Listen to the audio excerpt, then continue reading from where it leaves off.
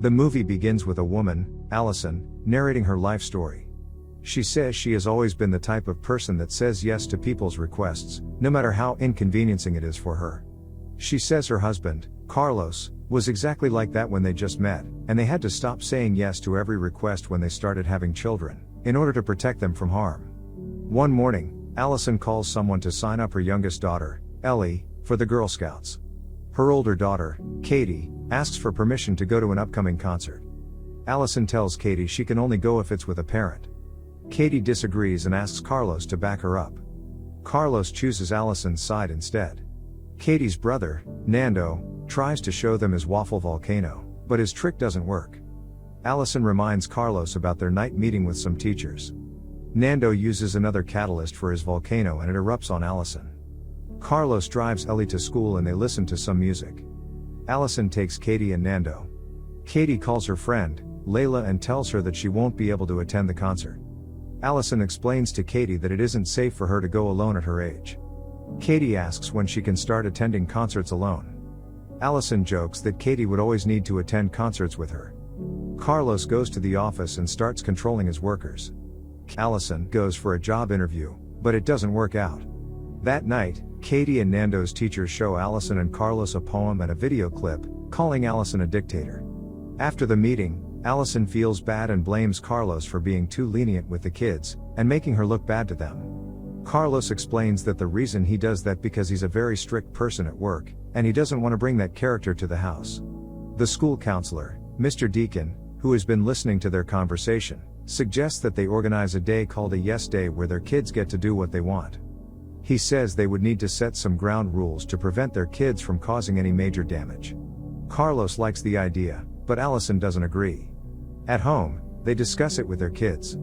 Katie says she knows Allison won't let them have a Yes Day because she isn't a fun person. Allison ends the conversation and heads to her room. She sees a photo of her younger self having fun. She changes her mind. Katie thinks that Allison would never let them have fun. They make a bet: if Allison says no to any request during the Yes Day, Katie would go to the concert alone, and if she didn't, she would take Katie to the concert. Allison sets some ground rules first and grants the kids their Yes Day. On the D-Day, Nando wakes everybody up. He seizes his parents' phones and tells them they can't use them for the whole day. Ellie gives her parents a makeover and Nando gives his parents a big list containing 5 requests.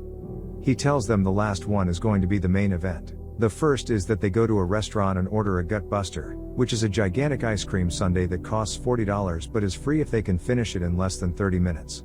Before they start the challenge, the waiter hands Carlos a contract which he signs. With 2 minutes left on the clock, there is still some ice cream in the bowl and everyone except Carlos is tired of eating. Carlos takes Nando's spoon and starts eating faster while the others cheer him on.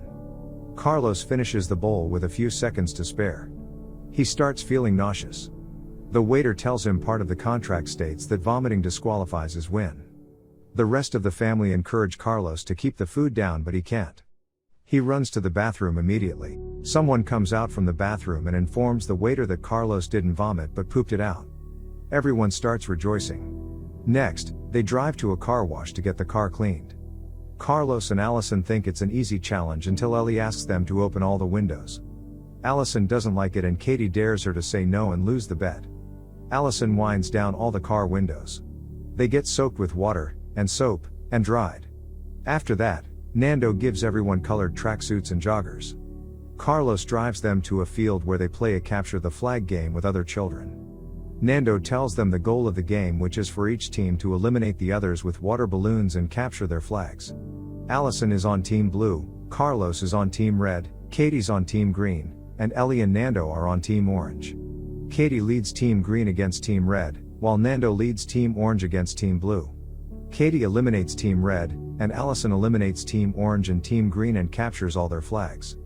Nando calls his friend and tells him to get materials for a nerd party they've been planning. Carlos borrows a phone from someone and calls his office. Ellie catches him and threatens to report him to the others, unless he returns a baby bird they found to its nest. Carlos puts the baby bird back and is attacked by 3 big birds. He sustains some minor injuries and is rushed to the hospital.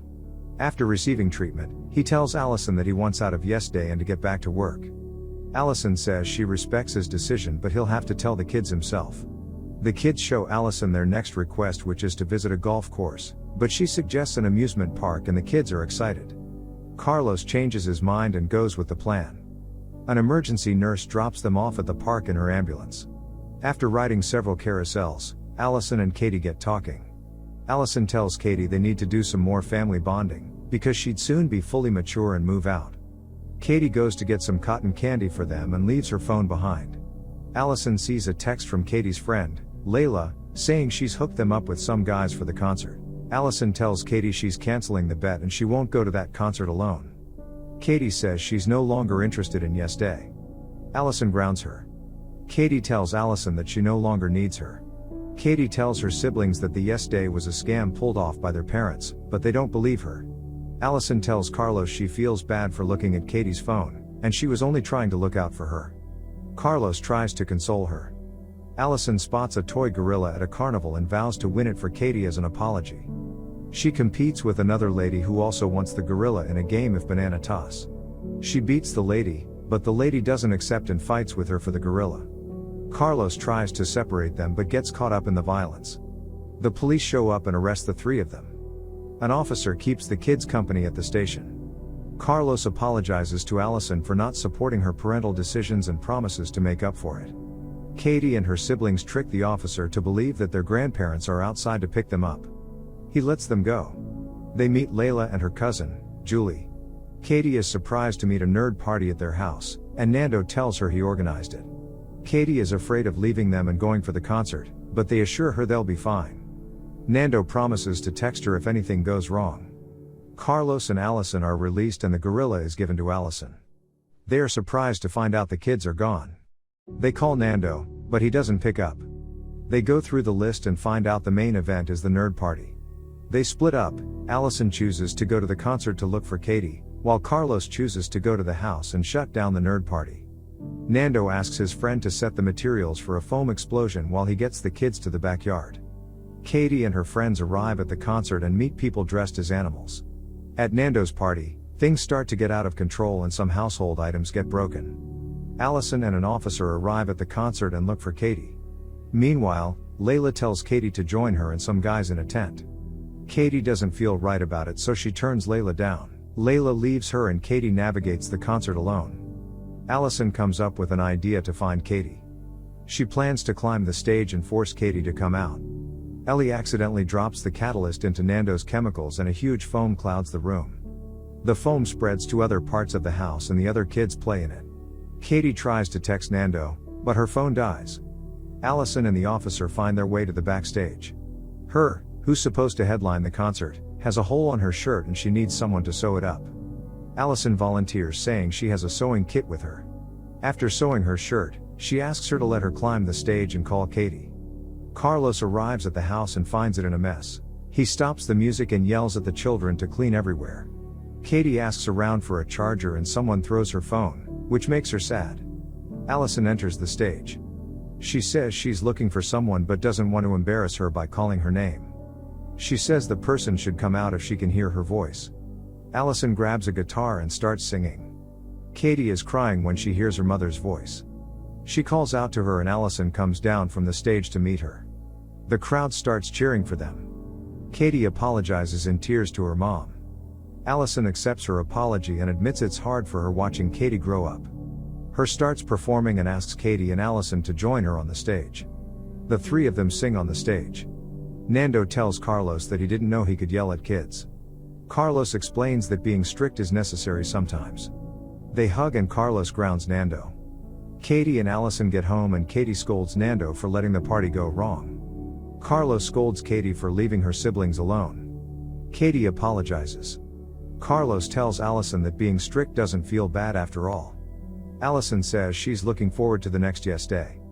Ellie says the Yes Day isn't over yet and she has one more activity planned. The family plays a game of mahjong in a tent in their backyard. Carlos asks Nando if he disposed all the catalyst, and Nando says he flushed it down the toilet. The movie ends with a foam exploding from the house into their backyard. Thank you for watching.